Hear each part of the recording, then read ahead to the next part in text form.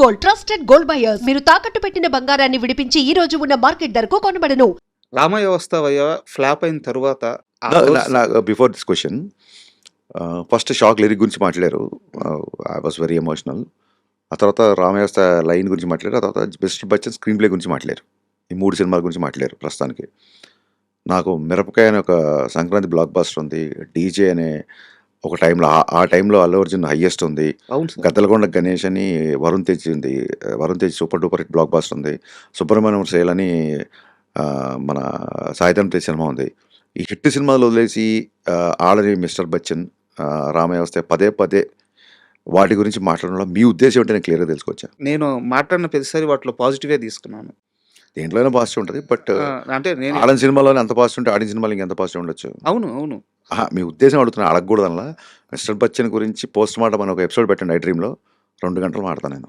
Mister Bachchan గురించి నేను ఒక్క ప్రశ్న, అలాగే రామయ్య వస్తాయి, అలాగే షాక్ గురించి ఎందుకు ఈ సినిమాలు పోయాయి అన్న దాని మీద మనం ఒక పోస్ట్ మార్టం పెడదాం. అప్కమింగ్ ఫిల్మ్ మేకర్స్ కూడా నేను చేసిన తప్పులు చేయకుండా ఉంటారు. ఇక్కడ నా క్వశ్చన్ వాటి గురించి ప్రస్తావించినందుకు కాదు, వాటి గురించే చేకు దీర్ఘమిస్తే ప్రస్తావించడం మీ ఉద్దేశం ఏంటి అని అంతే. నా ఉద్దేశం వాటిల్లో కూడా మంచి ఉంది, నాకు నచ్చినవి వాటి గురించి షేర్ చేసుకోవాలని ఫస్ట్ ఒకటి.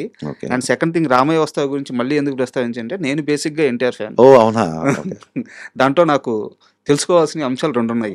సో అందుకని వాటిని ప్రస్తావించాను. నేను ఫ్లాప్ ఫెయిల్ గురించి అసలు మీరు ఇంకా తారక్ గారు ఫ్యాన్ చెప్పారు కాబట్టి మీకు ఆల్ రైట్స్ ఏదో అడగచ్చు మీరు. ఇంకా నాకు అసలు షాక్, నా దృష్టిలో షాక్ అసలు ఫ్లాప్ మూవీ కాదు. అలాగే మిస్టర్ బచ్చన్ ఫస్ట్ హాఫ్ నాకు చాలా ఇష్టం. సో నేను వాటి గురించి నేను ఉద్దేశం అడిగాను, అడగకూడదు. యాజ్ ఎన్టీఆర్ ఫ్యాన్ గానే అడుగుతున్నాను. ఆ సినిమాలో మీరు దానవీర సూరకర్ణ డైలాగు ఎన్టీఆర్ గారి చేత చెప్పిస్తారు. అవును.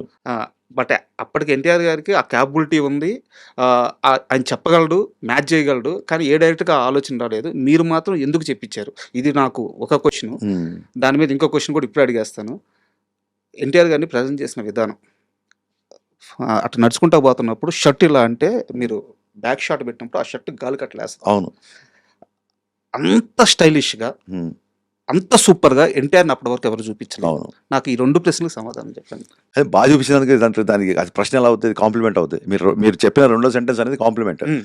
నాకు తారక్ గారు, నేను మిరపకాయ గబ్బర్ సింగ్ కంటే ముందు నుంచి నన్ను విపరీతంగా ఎంకరేజ్ చేసిన హీరోల్లో ఆయన ఒకళ్ళు. నేను అదుర్స్కి వినాయక్ గారి దగ్గర పనిచేశాను. అప్పటి నుంచి నాకు ఆయన బాగా క్లోజ్. అంతకంటే ముందు ఆయనకి నేను ఎమ్మెల్యేని కదా చెప్పాను. ఎందుకు అంత యంగ్గా చూపించాలంటే నేను యంగ్గా చూపించలేదు. ఆ సినిమా అయినప్పుడు ఆయన చాలా యంగ్, ఇప్పటికీ యంగే.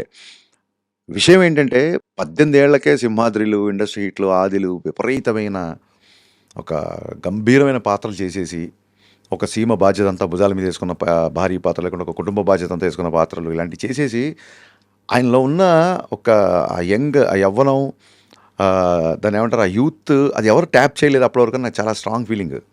అండ్ ఆయన భయంకరమైన ఏమంటారు సెన్స్ ఆఫ్ హ్యూమర్. మన అసలు ఆయనతో ఉంటే నవ్వుతూనే ఉంటాడు. మనకు జోక్ చెప్తే మామూలు నవ్వుతాయి, ఆయన ఒక 2 నిమిషాలు నవ్వుతారు.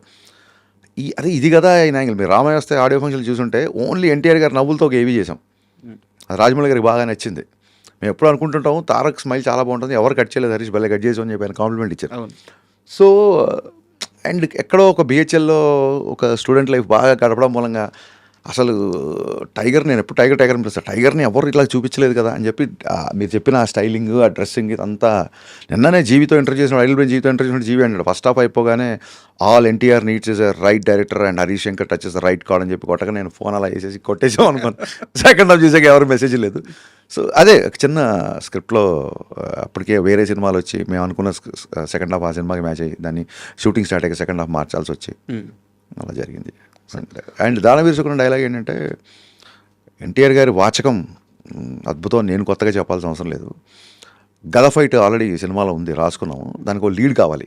ఊరికే గదతో కొడితే ఏం బాగుంటుంది, ఒక లీడ్ కావాలి అని చెప్పి సీనియర్ ఎన్టీఆర్ గారి తర్వాత మళ్ళీ అంత వాచకం ఈయన వల్ల అవుతుంది అన్న దాంతో. And it's my favourite monologue. అంటే ఎన్టీఆర్ గారు కర్ణుడి పట్టాభిషేకం గురించి చెప్పే డైలాగులు ఏవైతే ఉన్నాయో అవి నాకు తెలిసి ప్రపంచంలో ఏ యాక్టర్ మళ్ళీ ఎప్పుడు అలా చెప్పలేడు. నా స్ట్రాంగ్ ఫీలింగ్ అది. ఒక లైబ్రరీలో ఎవరన్నా యాక్టింగ్ క్లాసెస్లో ఒక లెసన్ గాను, ఒక పాఠంగా పెట్టాల్సిన సీన్ అది. సూపర్. అది కొండవీటి వెంకట గారు అనుకుంటే డైలాగులు రాసింది. అవును సార్. ఆయన ఆ డైలాగులు రాయడము, ఆ సింగిల్ టేక్లో ఆయన చేయడము, ఆ కిరీటాన్ని వర్ణించే డైలాగులు ఉంటుంది, నేను చెప్పే ధైర్యం కూడా చేయను. అంత అద్భుతంగా నా ఫేవరెట్ డైలాగు. ఆయన మనోడితోనే సినిమా తీసే అవకాశం వచ్చినప్పుడు ఇంకా ఆయనకి పెట్టకపోతే ఎవరికి పెడతాం. ఈ టచ్లే హరీష్ శంకర్. ఉస్తాద్కు సంబంధించి, ఉస్తాద్ భగత్ సింగ్ సంబంధించి మీరు ఎవరు చెప్పారు, ఎలా తెలిసింది అడగకపోతే మీ సోర్సెస్ నేను అడగలండి. సినిమాలో చాలా సీరియస్గా సంబంధించిన, అంటే ఇప్పుడు ప్రజెంట్ ట్రెండ్కి సంబంధించిన చాలా సీరియస్ పాయింట్ ఉంది. అది చాలా సీరియస్ సబ్జెక్ట్ కూడా. అది నాట్ ఈవెన్ 2 తెలుగు స్టేట్స్ కాదు, మొత్తం దేశానికి సంబంధించిన చాలా సున్నితమైన అంశం కూడా. మీరు ఎక్కడ టీజర్లో కానీ సాంగ్స్లో కానీ ఎక్కడ ఆ విషయాన్ని రివీల్ చేయకుండా దాచిపెడుతూ వస్తున్నారు. కరెక్టేనా నేను? కరెక్ట్. ఎందుకు? దాచాల్సిన విషయం కాబట్టి దాచుతాం, చెప్పాల్సిన విషయం కాబట్టి చెప్తాం. గరికపాటి గారు ఏమన్నారు, ఒక మంచి మాట మైక్లో చెప్పాలి, చెడ్డ మాట చెవిలో చెప్పాలన్నారు. ఇది చెప్పేస్తే చెడు అయిపోద్ది, అంటే దాని ఆడియన్స్ కింద థ్రిల్ తీసేయడం అంటే అది కాబట్టి దాచాం. ఆ సున్నితమైన అంశం నాకు తెలుసు. డైరెక్ట్గా అడుగుతున్నాను, డైరెక్ట్గానే సమాధానం చెప్పండి. భయంగా ఉందా? ఎవరికి? మీకే. దేని గురించి? రిలీజ్ అయిన తర్వాత ఆ అంశాన్ని ఎలా తీసుకుంటారు అని చెప్పేసి. భయం ఉంటే అసలు రిలీజ్ వరకు ఎందుకు తీసుకొస్తాం? టెన్షన్ లేదా? సెన్సార్ కూడా అయిపోయినాక టెన్షన్ ఉంటుంది. అంతేనా?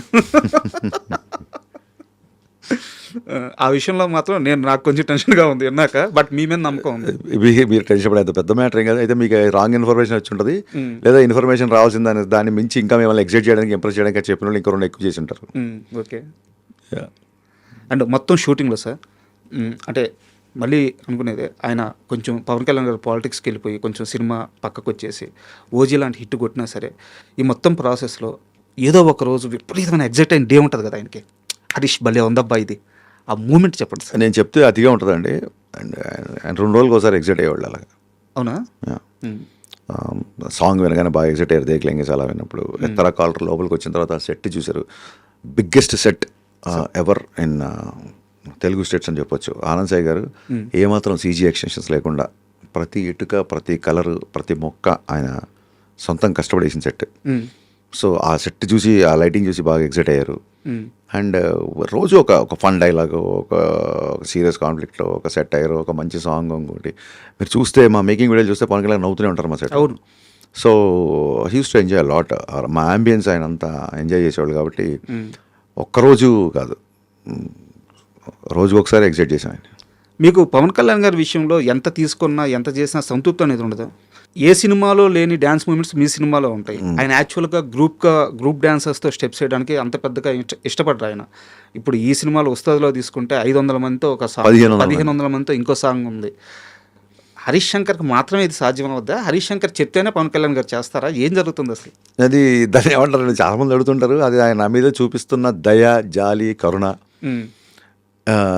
హరీష్ శంకర్, హరీష్ నన్ను ఇలా చూస్తున్నాడు, అలా ఎప్పటి నుంచో దాని గురించి అలా కూర్చొని ఉన్నాడు. సరే ఏమడుతున్నాడు, 2 డ్యాన్స్లే కదా ఇచ్చేద్దాం అని ఆయనకున్న దయాగుణం అని చెప్పొచ్చు. బట్ ఆయన బాడీలో రిథమ్ ఉండదండి.